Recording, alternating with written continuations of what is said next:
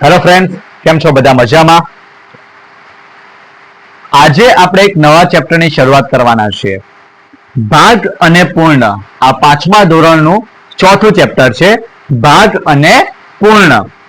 જેને આપણે બીજું નામ આપવું હોય તો આપણે અપૂર્ણાંક કહી શકીએ છીએ. બહુ સરસ મજાનું નામ છે, અપૂર્ણાંક. તો આવો આજના વિડીયોની અંદર આપણે આ ચેપ્ટરની શરૂઆત કરીએ.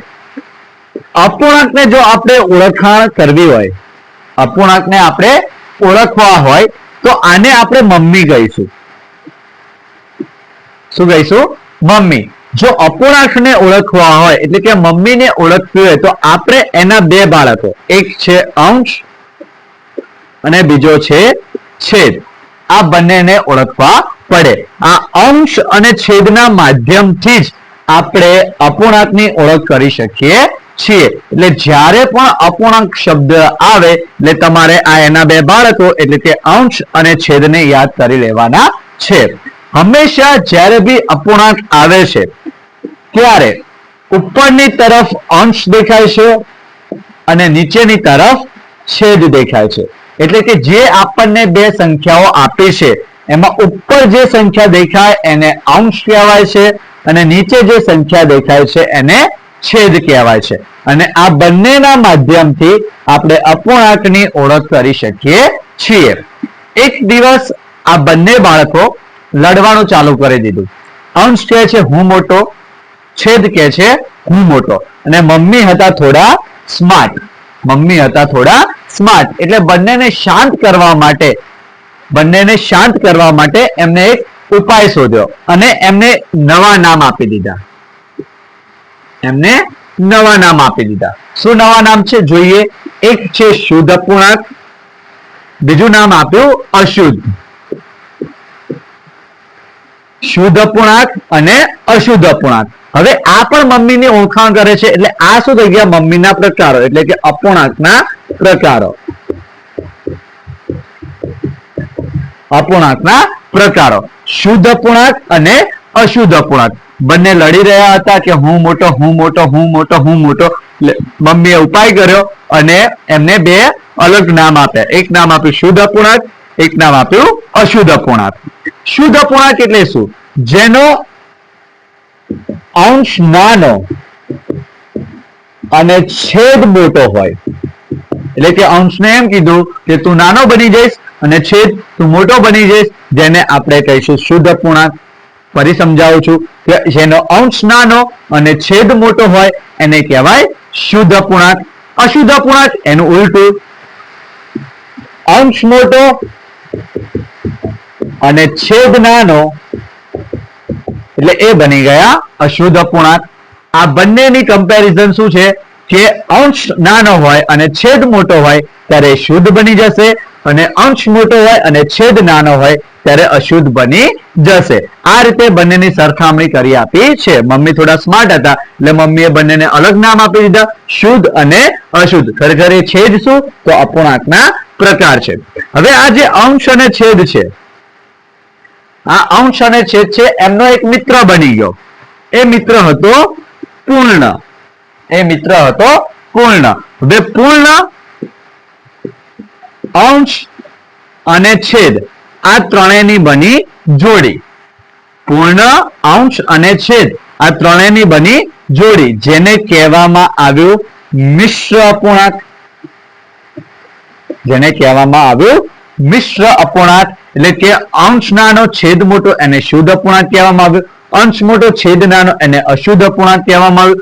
અંશ અને છેદનો મિત્ર બન્યો પૂર્ણ ને પૂર્ણ, અંશ અને છેદ આ ત્રણેય ભેગા થયા ત્યારે બની ગયા મિશ્ર અપૂર્ણાંક. એટલે કે આપણા જે અપૂર્ણાંક બેન છે એના જે પ્રકારો પડ્યા એ ત્રણ પડ્યા. એક છે શુદ્ધ અપૂર્ણાંક, બીજો છે અશુદ્ધ અપૂર્ણાંક અને ત્રીજો છે મિશ્ર અપૂર્ણાંક. એને આપણે અહીંયા દર્શાવી દઈએ. મિશ્ર અપૂર્ણાંક. ફરી એકવાર શરૂઆતથી સમજાવું છું. અપૂર્ણાંક ચેપ્ટર બહુ ઈઝી છે, બસ આ રીતે સમજવાનું છે, રમૂજીક અંદાજમાં સમજવાનું છે અપૂર્ણાંક એ મમ્મીનું નામ છે, બરોબર છે. એના બે બાળકો છે, અંશ અને છેદ, જેના માધ્યમથી આપણે અપૂર્ણાંકની ઓળખ કરી શકીએ છીએ.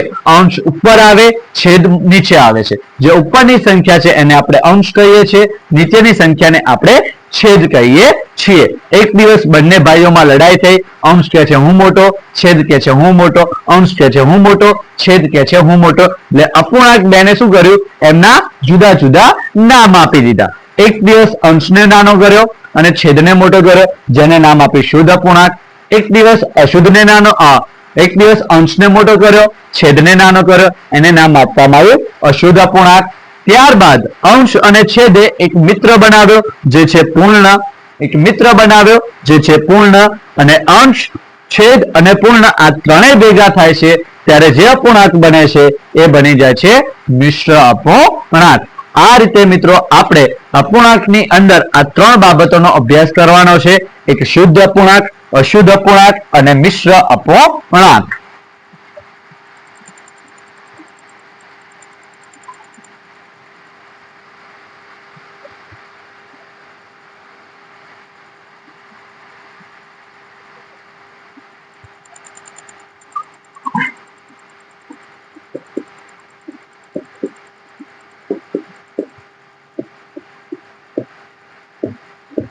જે આપણે પ્રકારો જોયા છે એની હવે થોડી આપણે ઉદાહરણ દ્વારા સમજૂતી મેળવી લઈએ.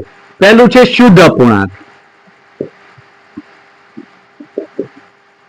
શુદ્ધ અપૂર્ણાંકમાં શું કહેવામાં આવ્યું છે, તો છેદ એ અંશ કરતા મોટો હોવો જોઈએ. એટલે કે અંશ એ ઉપરની સંખ્યા છે, છેદ એ નીચેની સંખ્યા છે. અંશ જે છે એ છેદ કરતા નાનો અને છેદ જે છે એ અંશ કરતા મોટો હોવો જોઈએ. શબ્દમાં લખવું હોય તો અંશ નાનો અને છેદ મોટો. તો આ થઈ ગયો આપણો શુદ્ધ અપૂર્ણાંક. અશુદ્ધ અપૂર્ણાંક.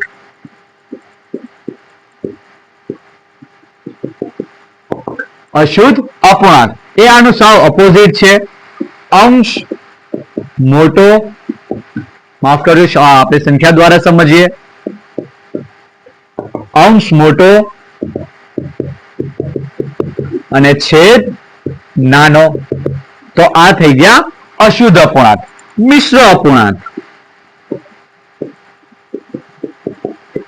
મિશ્ર અપૂર્ણાંક પૂર્ણ એમનો મિત્ર બન્યો છે એટલે કોઈ પૂર્ણ સંખ્યા. પૂર્ણ એમનો મિત્ર બન્યો છે એટલે કોઈ પૂર્ણ સંખ્યા.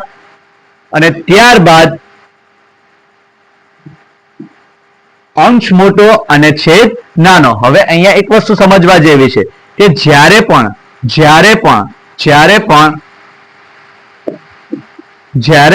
આપણી પૂર્ણ સંખ્યા સાથે જે અપૂર્ણાંક આવવાનો છે એ અપૂર્ણાંક અશુદ્ધ અપૂર્ણાંક રહેશે. પૂર્ણ સંખ્યા સાથે જે અપૂર્ણાંક આવવાનો છે એ અપૂર્ણાંક અશુદ્ધ અપૂર્ણાંક રહેશે. એટલે કે પૂર્ણ સંખ્યા સાથે અંશ મોટો અને છેદ નાનો. આ ત્રણ મુખ્ય પ્રકારો છે. પહેલો છે શુદ્ધ અપૂર્ણાંક, બીજો છે અશુદ્ધ અપૂર્ણાંક અને ત્રીજો છે મિશ્ર અપૂર્ણાંક. હવે આ અપૂર્ણાંકના માધ્યમથી આપણે કેટલાક દાખલાઓ જોવાના છે એ આગળના વિડીયોમાં જોઈશું. આઈ હોપ કે આજના વિડીયોની અંદર આપણને જે અપૂર્ણાંકની માહિતી મેં આપી છે એ સમજ પડી હશે. જેમને પણ મારા વિડીયો ગમે છે પ્લીઝ લાઈક કરો, શેર કરો, સબસ્ક્રાઇબ કરો. જે પણ વિદ્યાર્થીઓ આજુબાજુ અભ્યાસ કરે છે ધોરણ 5 માં એમને આ વિડીયો મોકલજો. એમની સહેલાઈથી સમજ પડી જશે. Thank you very much.